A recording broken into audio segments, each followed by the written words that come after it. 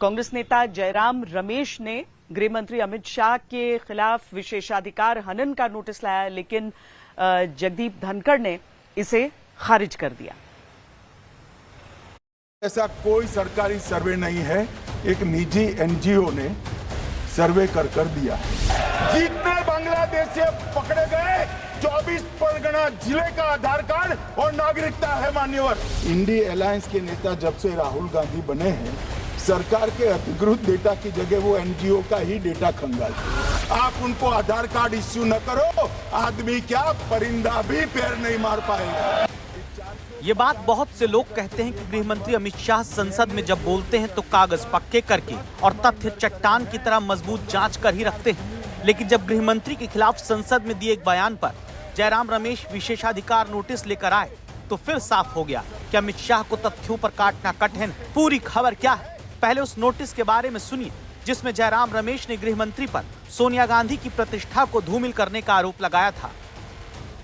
Shri Jairam Ramesh has in particular indicated that on 25th March 2025, Shri Amit Shah, Minister of Home Affairs, while replying to the debate on the Disaster Management Bill 2024, had inter alia stated as follows, I quote, प्रधानमंत्री राष्ट्रीय राहत कोष कांग्रेस शासन में बना और PM cares Narendra Modi ji के शासन में बना।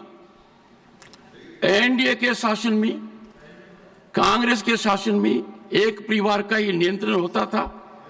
मान्यवर, इसके अंदर कांग्रेस के अध्यक्ष सदस्य होते थे। मान्यवर, he further goes on to quote and I quote, Congress के अध्यक्ष, सरकारी फंड में कांग्रेस के अध्यक्ष क्या जवाब दोगे देश की जनता को? ऐसा मानते हैं, कोई पढ़ता नहीं देखता नहीं। सोनिया गांधी का नाम अमित शाह के बयान में नहीं था, लेकिन जयराम रमेश फिर भी से सोनिया गांधी की प्रतिष्ठा को चोट पहुंचाने वाला बयान बताकर नोटिस देते हैं। और तब कांग्रेस की तरफ से आए नोटिस पर अमित शाह ने अपनी बयान की सत्यता के परीक्षण में 1948 की एक सरकारी विज्ञप्ति का सबूत दस्तावेज के तौर पर संसद के सामने रखा। Shri Amit Shah, Honorable Home Minister, has indicated,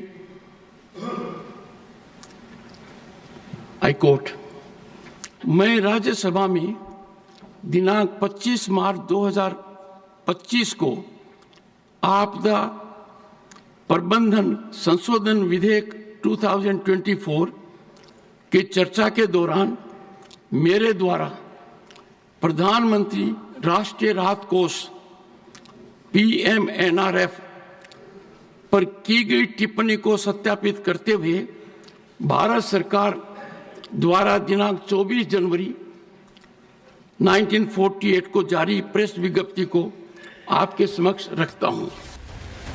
अब इस दस्तावेज को देखिए जो संसद में रखा गया। ये कहता है कि 1948 में प्रधानमंत्री नेशनल रिलीफ फंड की स्थापना तत्कालीन प्रधानमंत्री जवाहरलाल नेहरू ने की थी और इसका प्रबंधन एक समिति की तरफ से किया जाता था, जिसमें कांग्रेस अध्यक्ष भी शामिल थे। गृह मंत्री की तरफ से अपने बयान को सत्यापित करने के लिए दिए गए दस्तावेज में गौर करने वाली बात यह भी कि 1948 में जो प्रधानमंत्री राष्ट्रीय राहत कोष चलाने के लिए जो कमेटी बनती है, उसमें पहले प्रधानमंत्री का नाम आता है, फिर कांग्रेस पार्टी अध्यक्ष का नाम लिखा जाता है, फिर जाकर तीसरे नंबर पर उप प्रधानमंत्री का नाम लिखा गया और तब याद करिए उप प्रधानमंत्री सरदार वल्लभ भाई पटेल थे। यानी दस्तावेज कहता है कि प्रधानमंत्री राष्ट्रीय राहत कोष जो 1948 में बना, उसमें पार्टी प्रेसिडेंट को तब उप प्रधानमंत्री से पहले कांग्रेस ने जगह दी थी। सभापति जगदीप धनखड़ ने इस तथ्य को आधार बनाते हुए कहा कि अमित शाह के बयान से कुछ भी उल्लंघन नहीं हुआ और इसीलिए जयराम रमेश का नोटिस खारिज कर दिया गया।